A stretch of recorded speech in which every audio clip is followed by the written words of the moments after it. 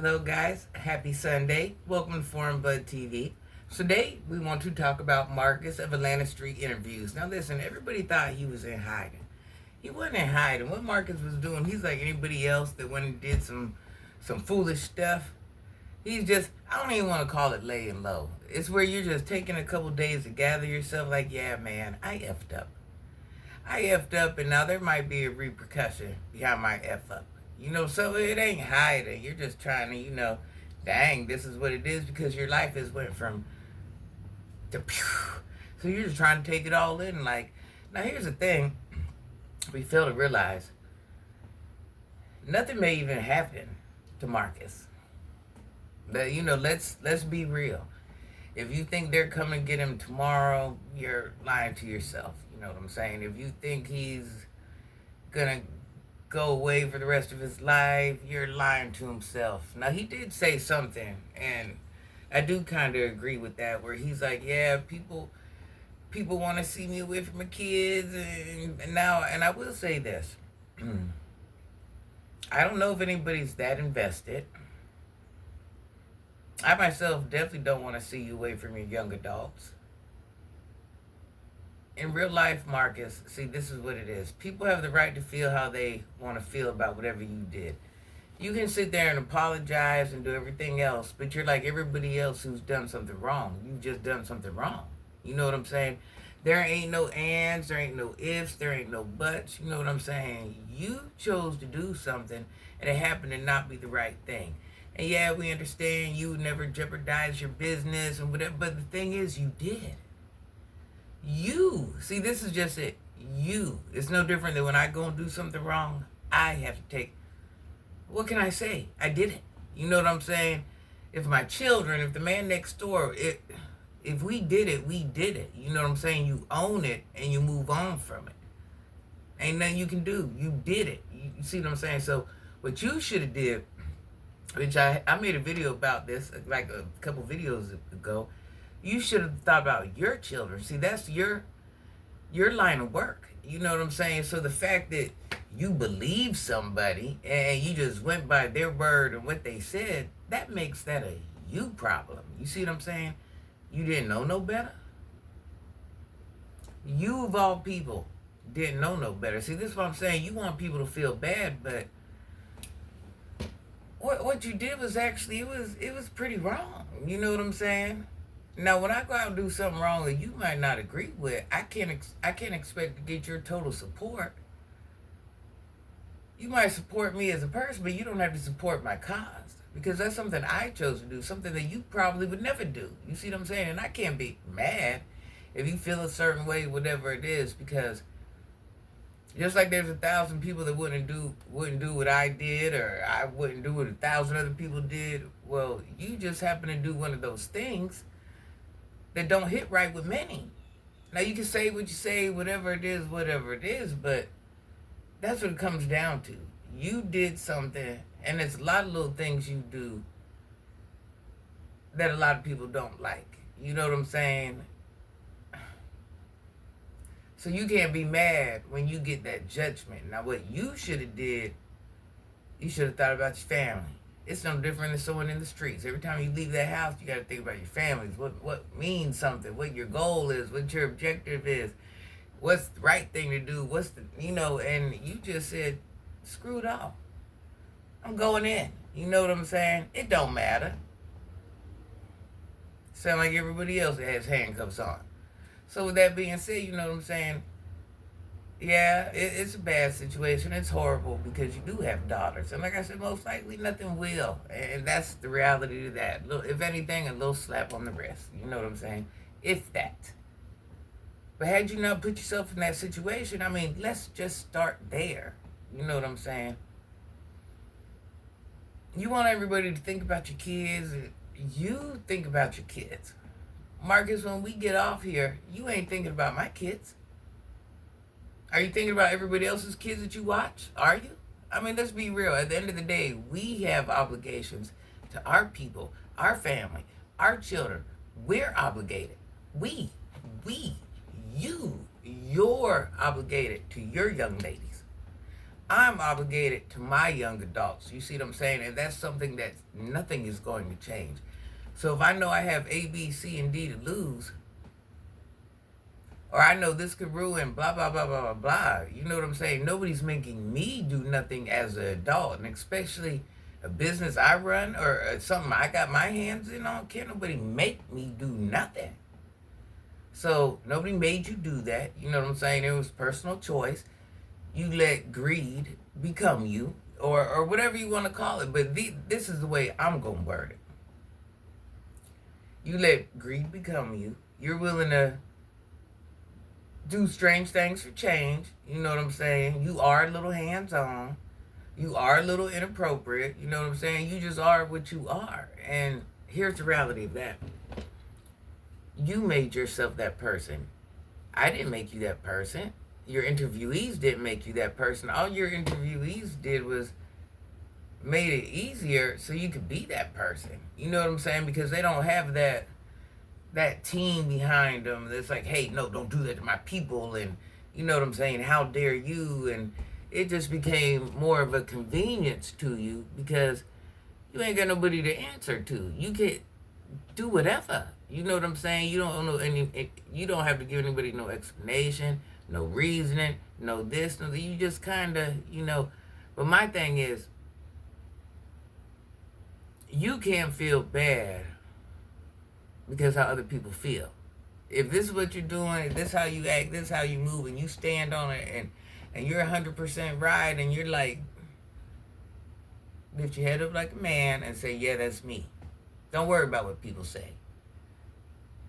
If you want to have the type of skin where you bring everybody else's business out there, you make sure you have that tough skin, so when you get in a situation like this, you're like, yeah, okay.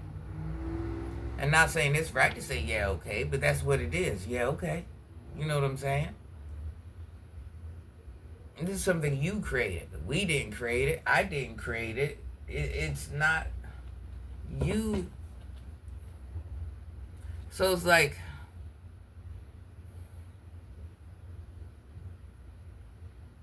you know what? I get it.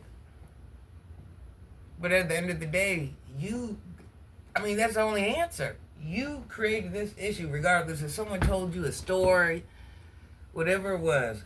You created this issue. And now you have to fix this issue. And whatever this issue is going to bring, and whatever, harsh words are going to come behind it, whatever it is, you kind of have to take it like a man. Because you introduced your crowd to things that maybe they all aren't supporting. It comes back down to you can't expect everybody to be okay with what you're doing. It's just never going to work like that. I mean, what world are you living in? Then we come back to there's that harsh reality. If people do have opinions, people do,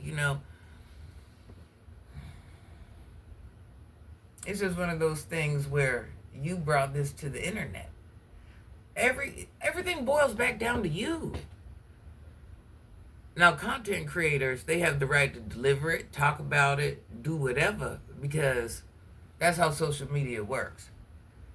Now, you see how you ran around and you exposed everyone else, you know what I'm saying, or told their story, or it's the same thing to what people are doing with you now.